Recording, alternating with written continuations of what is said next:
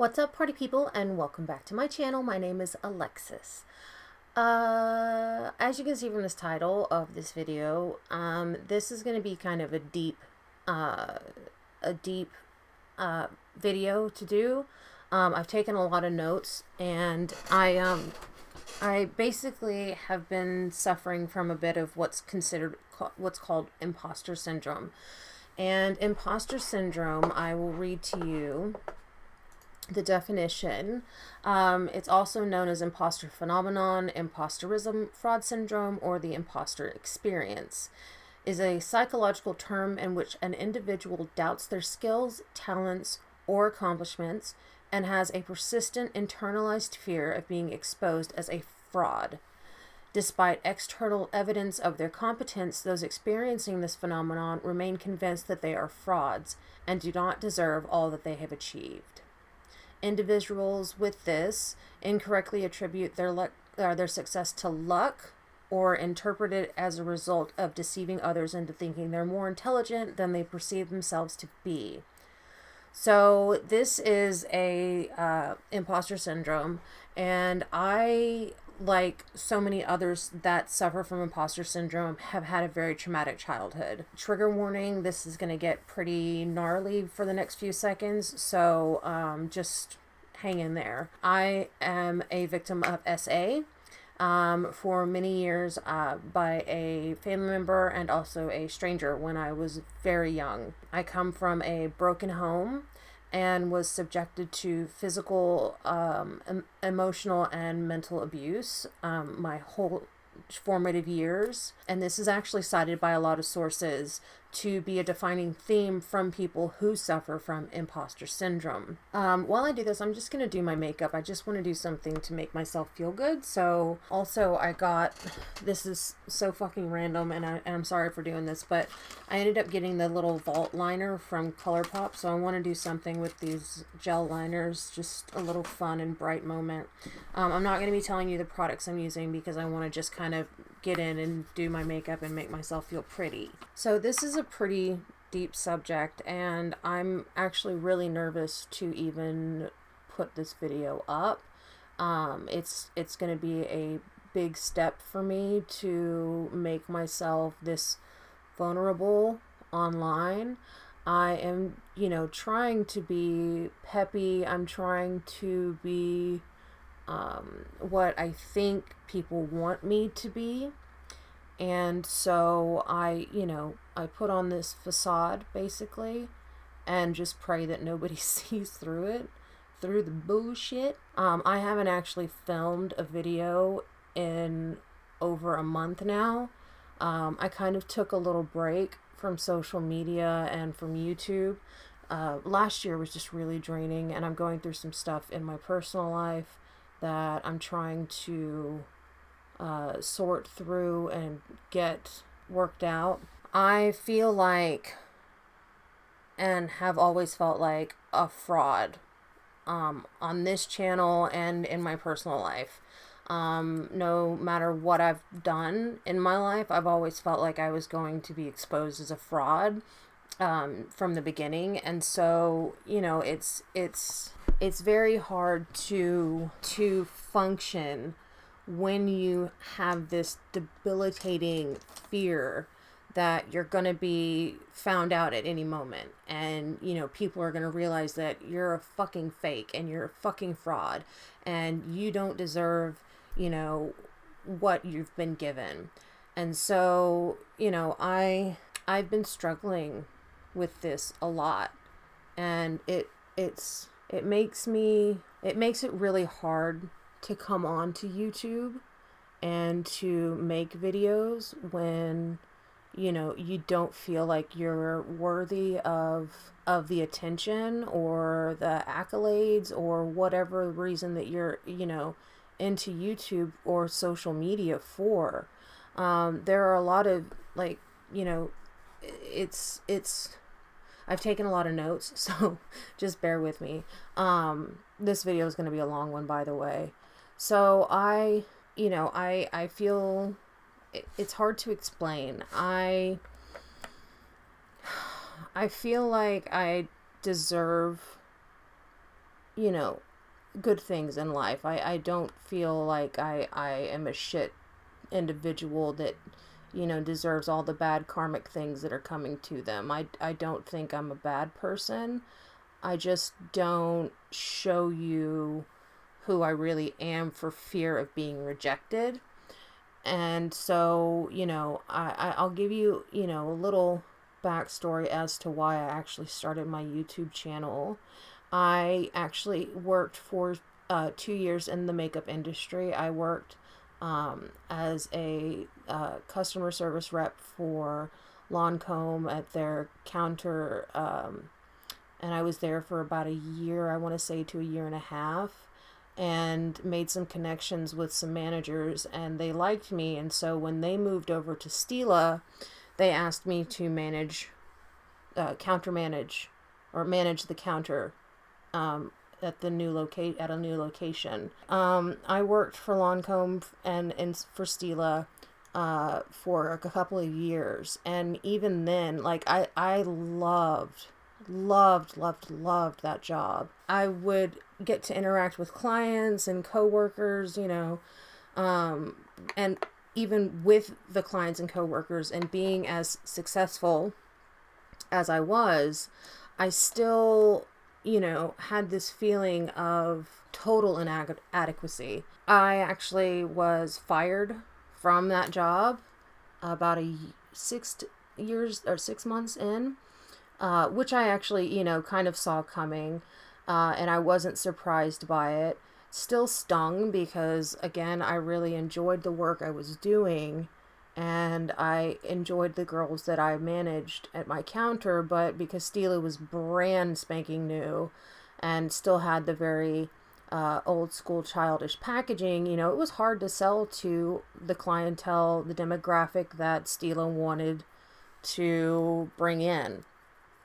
And so basically I was fired from that position, and it didn't come as a big surprise to me. I kind of saw it coming.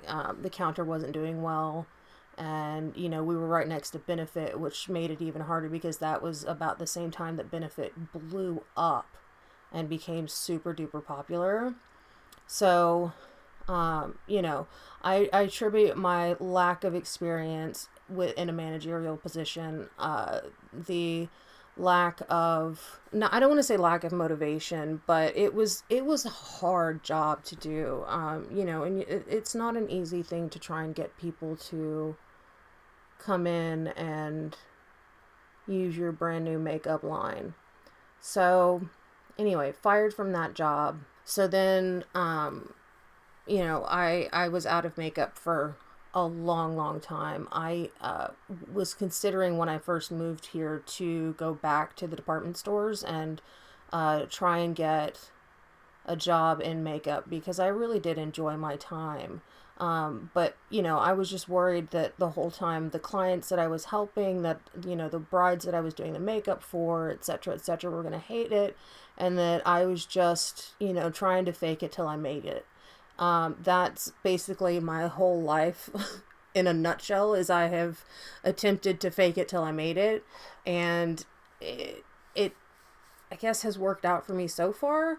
But look, when I started my YouTube channel 3 years ago, I started it in 2018. So yeah, 3 years ago, almost, I think I've had my 3-year anniversary now of being on YouTube. But, I thought that I knew what I was getting into. I thought I, you know, would just come up, create looks, do reviews on different makeup brands and different releases and stuff like that, and that I would gain traction really quickly and get a ton of subscribers, like I was seeing from so many other people that I followed. I mean, they made the job look effortless. Like, it was, you know, just so easy breezy, you know, no like super hard work had to go into it.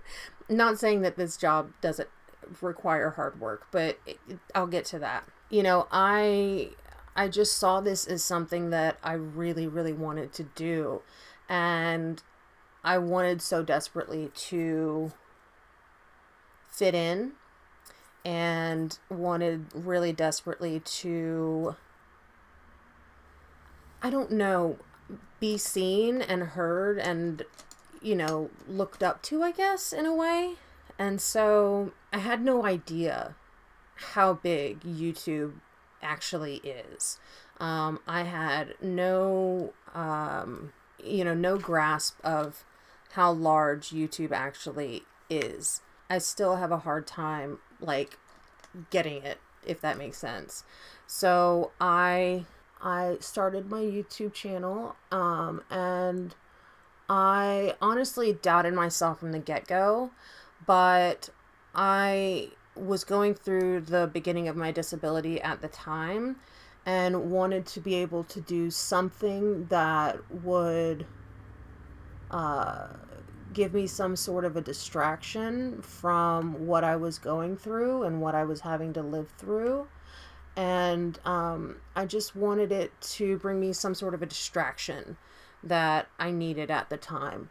And so I was using it as an escape from all the awful things that I was being subjected to and had to deal with. So I mean, the people that I watched made it look effortless, made it look easy, made it look like super simple, and that, anybody can do it. I mean, this is going to sound so stupid, but I actually thought I was going to be like the next Alyssa Ashley or the next Jackie Ina or the next Nicole Concilio, because I was like, these guys can do it, so can I. I mean, they do these reviews and they talk about these different makeup releases and stuff like that. Like, why can't I do that?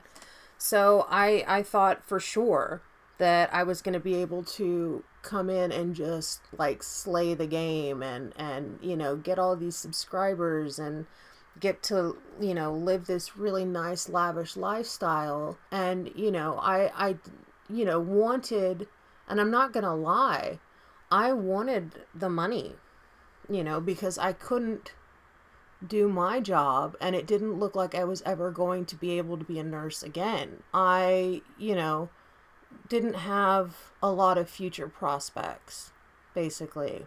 And I didn't want the whole of the financial burden to be on my husband. I didn't think that was fair. Still don't think it's fair.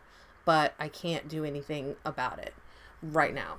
I mean, I didn't know who he was at the time, but, I want to kind of, I thought that it was going to be, that I would be, the next D'Angelo Wallace, even though he hadn't even hit it big at that point. But, I thought I was going to be like that.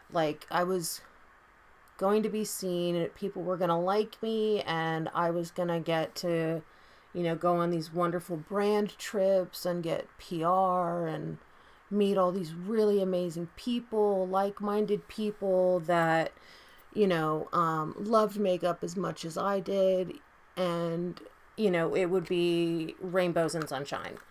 And I hate this eye look, by the way. So I thought I would hit it big in no time. I thought that automatically, overnight, I'd get 1,000 new subscribers or 100 subscribers or whatever, kind of thing I thought I was going to be able to do. And so, I couldn't have been more wrong. YouTube is not easy. Not easy. I don't think that anyone that isn't a creator can understand how hard it is to do a YouTube channel. Most people think you just sit in front of a camera, talk a bunch of shit, or, talk about a bunch of shit, depending on what you do for your channel. You either talk a lot of shit or you talk about shit. So, I thought that, hey, I can do that. I can talk a lot. And, I have some talent as far as I was concerned. I had talent and could do makeup and, I had something to contribute. And so I thought for sure overnight I was going to be this huge success and going to have all these wonderful opportunities thrown at me and that, in no time I would be, having be supporting my husband for once and, and being whisked off around the world and we were going to see and experience all these amazing things. And, 3 years on, I'm still struggling. So yeah, I don't think that people that don't do YouTube, I don't think that they can possibly understand just how hard YouTube is. And what I mean is, the amount of work and time and money and effort that goes into having a YouTube channel. I don't think many people who are starting out can even grasp that. And so,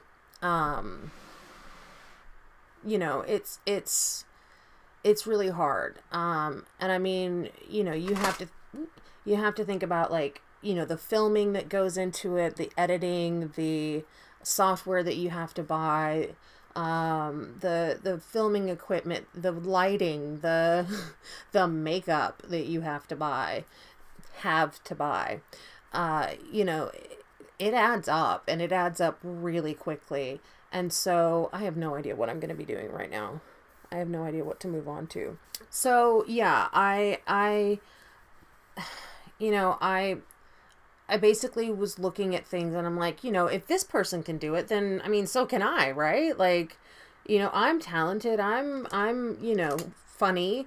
I think, I think, therefore I am. So,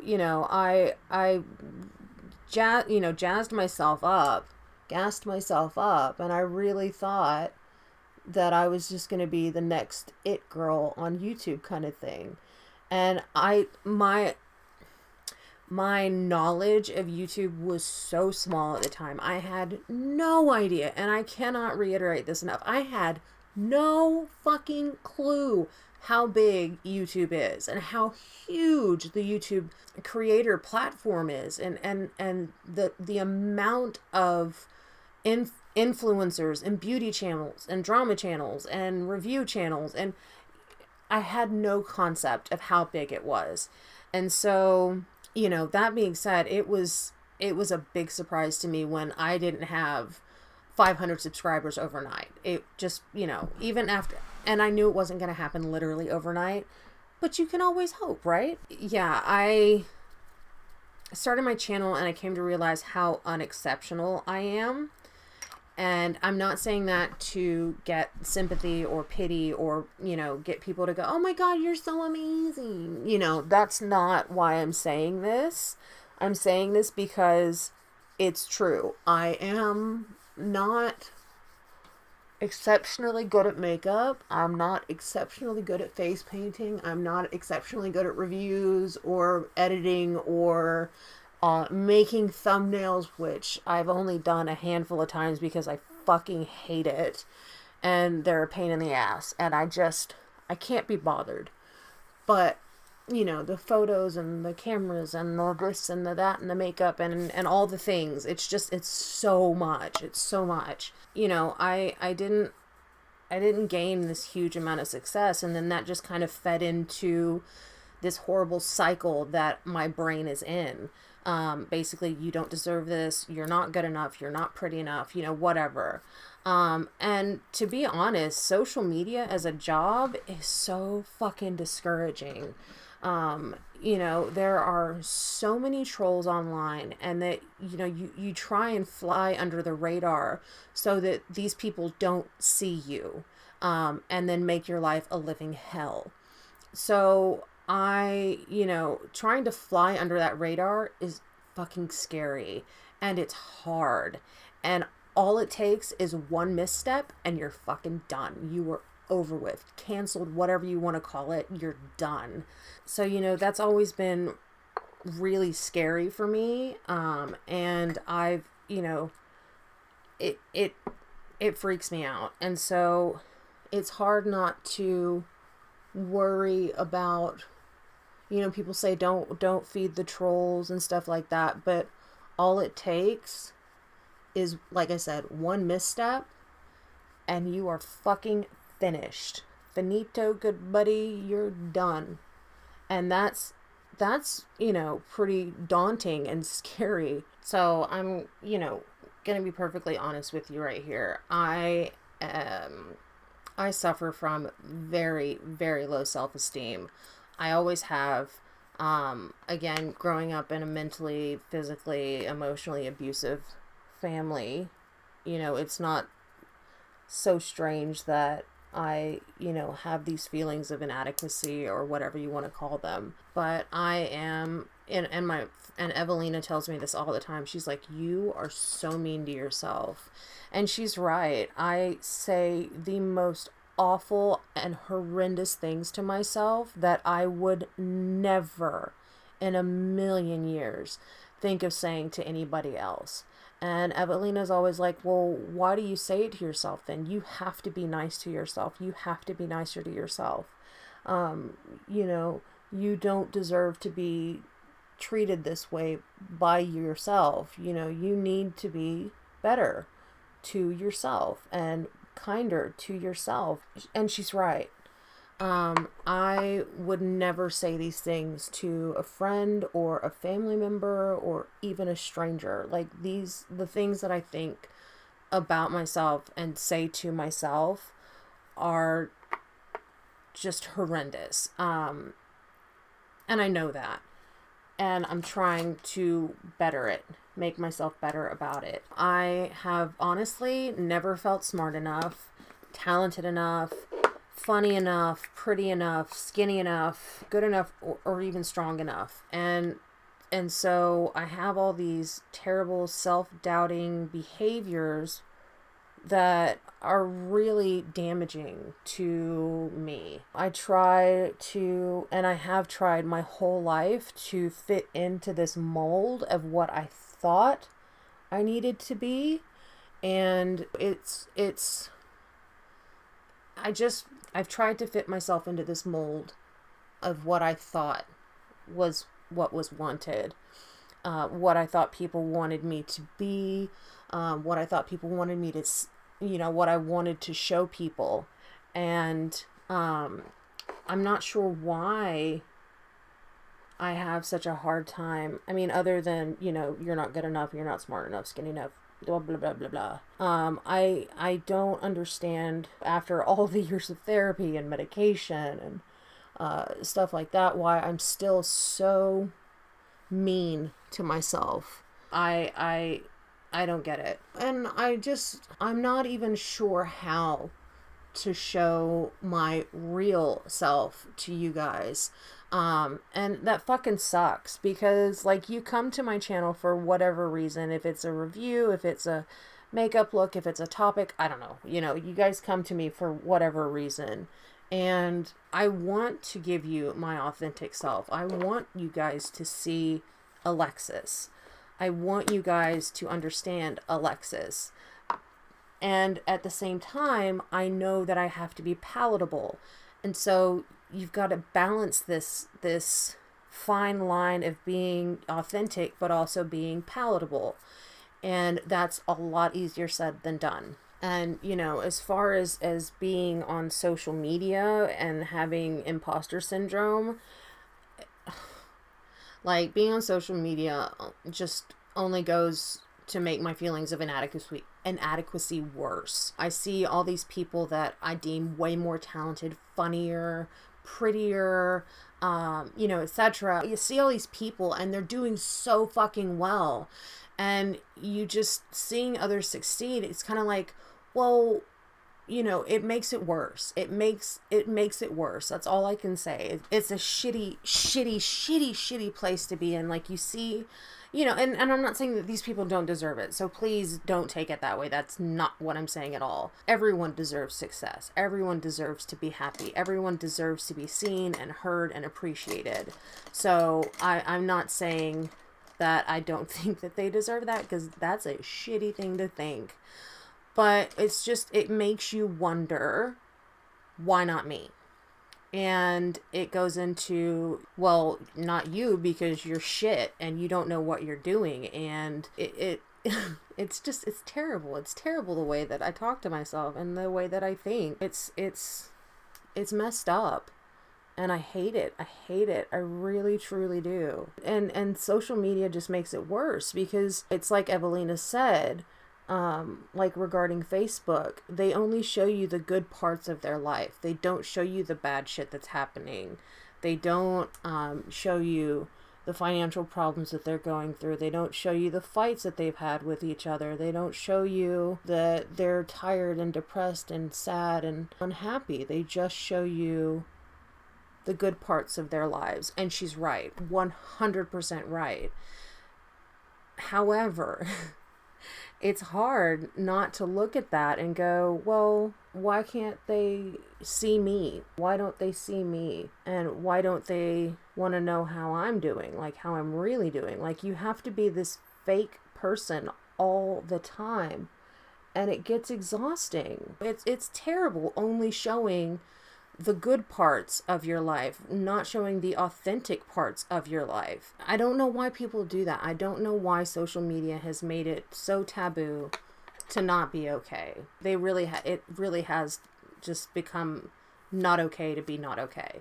And so, yeah, I don't know if that makes any sense. I hope it makes sense. I'm trying really hard to make this make sense. I really don't like this eye look. But we're just going to keep going with it. Seeing others succeed makes imposter syndrome worse. To be honest, I've always felt like I was sitting in the middle of a room and it's crowded and I'm surrounded by all these people and I'm standing in the middle and I am screaming my lungs out and no one even glances or looks at my way. And, here I am just wanting someone to acknowledge me. And, that's it's a hard place to be. And it's a sucky place to be. And I've felt like that for so many years. So many years. Well, this is just perfect. I have completely ruined this eye look. It's a good thing I didn't like it, I guess. Fuck. So I'm going to start by saying that being disabled makes the feelings of inadequacy and basically being a shut-in, just makes you feel even worse. Because you're not able to go out and actually, interact with people and do fun things and basically live your life. And it's really a pain in the ass. I don't know any other way to explain it other than that. I basically am a shut-in 90% of the time. And I only go out on the weekends or if my husband has the day off because we only have one car because we can't afford to have two because I don't work. Yeah, being disabled and basically unable to leave my house for most days makes it harder to engage and meet new people. It's hard for me to meet new people anyway because I am such an introvert. I find myself in social situations and I get so panicked and so afraid and so anxious, and I hate going to parties. I hate it. I hate going out. I hate going out in public. I hate going out in crowded areas. It gives me all kinds of anxiety and feelings that I don't like. I feel like it's even harder to try and make friends online because, again, you're only seeing the good parts of these people. You don't see the depression that they're going through. You don't see the anxiety that they have. You don't see their financial problems. You don't see their relationship problems. You see what they want you to see. And so social media makes it seem like nobody's going through anything. Everything is hunky-dory, fine and dandy. All is right in the world. And for somebody that has depression and anxiety and mental health issues, it's hard to only see the good stuff because you kind of want to know that someone else is suffering with you. And not because you want bad things for that person. That's not what I'm saying. But you want to see the realness. You want to see the, oh my God, I feel so fat today. Or, oh my God, my makeup look is not working. You want to see the real shit. And so much of what you see online is so contrived and just bullshit. And so it's really hard to remember that everybody has bad days when all you see are the good ones. And you think that, me being a shut-in basically would make it easier for me to make videos, but it doesn't, because it just makes me feel even more so out of touch with reality, because all I have are my little four walls, around me, because I'm my own worst enemy. I'm again, I say really awful things about myself to myself all the time. I am, really mean to myself.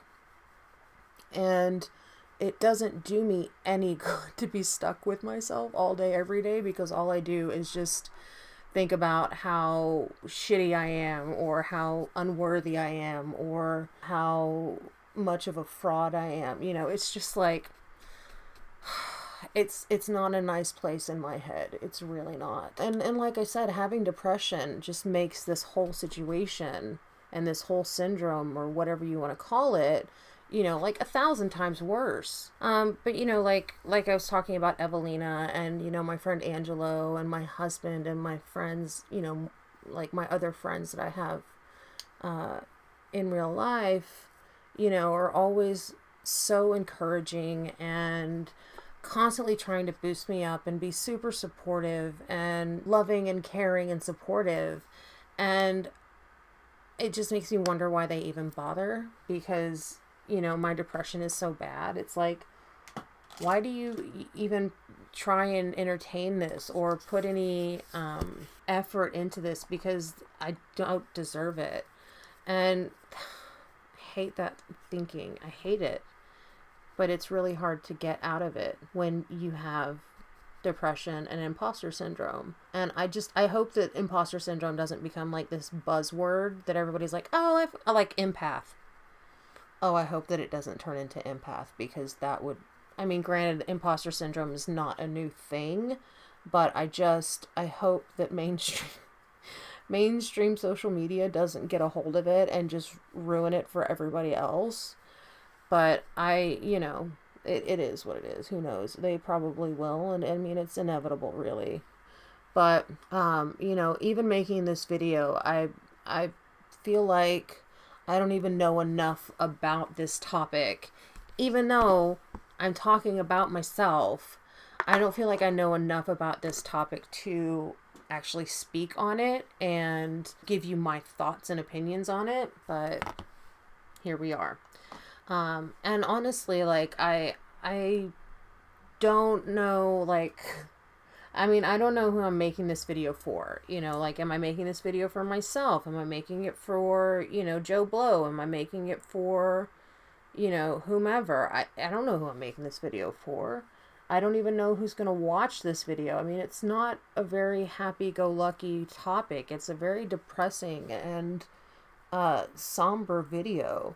And it makes me wonder if anybody's even going to bother watching it. And so it's like, why am I making this effort? It's like, why would you want to watch a video about this? Who would want to watch a video about this? And frankly, me. I want to watch a video about this because I'm living this, and I want to know more about it, and what I can do to combat it, and what I need to do to try and make it better, because being like this is not normal. It's not healthy. It's not good for you. So I want to finish off. I've finished my face and my lips and stuff like that. So I want to start off. I want to finish this video basically reading a poem that I read when I was very young, in my teenage years. I think I was probably around the age of 15 or 16 when I read this poem. And my grandmother bought me the book, Chicken Soup for the Teenage Soul, for me to read while I was in the hospital in bed. And this poem is called, Please Hear What I'm Not Saying. And this poem just resonated with me for such a long time. It was written by Jill Zavalios Solak, and it's quite long, but I need you guys to hear this because it just resonated with me for so many reasons. So it's called Please Hear What I'm Not Saying by Jill Zavalos Solak. Don't be fooled by me. Don't be fooled by the face I wear. For I wear a mask, 1,000 masks, masks that I'm afraid to take off, and none of them is me. Pretending is an art that's second nature to me. But don't be fooled. I give you the impression that I'm secure, that confidence is my name and coolness is my game, and that the water's calm and I'm in command, and that I need no one. But don't believe me. My surface may seem smooth, but my surface is my mask, ever varying, ever concealing. Beneath lies no complacence. Beneath lies confusion and fear and aloneness. But I hide this. I don't want anyone to know it. I panic at the thought of my weakness and fear being exposed. That's why I frantically create a mask to hide behind, a nonchalant, sophisticated facade to help me pretend, to shield me from a glance that knows. But such is a glance that is precisely my salvation, my only hope, and I know it. That is, if it's followed by acceptance, if it's followed by love. It's the only thing that can liberate me from myself, from my own self-built prison walls, from the barriers I so painstakingly erect. It's the only thing that will assure me of what I can't assure myself, that I'm really worth something. I don't like to hide. I don't like to play superficial, phony games. I want to be genuine and spontaneous and me, but you've got to help me. You've got to hold out your hand, even when it's the last thing I seem to want. Only you can wipe away the tears from my eyes, the blank stare of the breathing dead. Only you can call me into aliveness. Each time you're kind and gentle and encouraging, each time you try to understand because you really care, my heart begins to grow wings, very small wings, very feeble wings, but wings. With your power to touch me into feeling, you can breathe life into me. I want you to know that. Who I am, you may wonder. I am someone you know very well, for I am every man you meet, and I am every woman you meet. So that poem, the first time I read it, I bawled my eyes out. Like, legit, was inconsolable in this hospital bed, crying by myself, alone in this hospital room, in a ton of pain, overcoming a health issue. And that poem to me spoke volumes. I think that a lot of us wear masks because we're told that our authentic selves aren't good enough. And so I feel like, that being said, I appreciate every one of you that subscribe to my channel. I appreciate every one of you that comments on my videos or likes my videos or shares my videos. I don't want this to come off as inappreciative or disingenuous, because it's not. I'm just trying to explain who I am and what I'm going through, and just a little bit more of a window into my brain and my life and how things are for me. I don't want this to come off as unappreciative. I'm really worried about that. I hope that you know that this does not come from a place of I'm not unappreciative of you guys. This just comes from a place of, I needed to get this off my chest. I don't have any other way to end this video other than to say I appreciate each and every one of you. Thank you so much for your support, for your I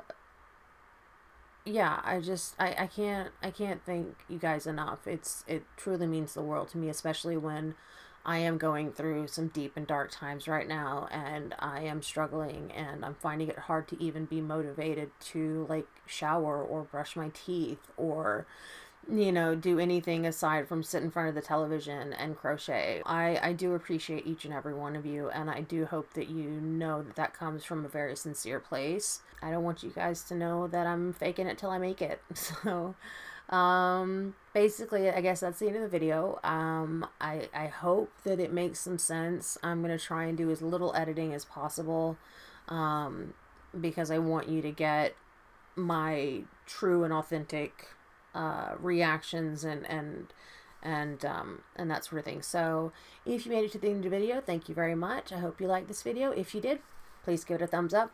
Don't forget to subscribe. Hit that notification bell so you know every time I upload a new video, and I promise I'll see you soon. Bye.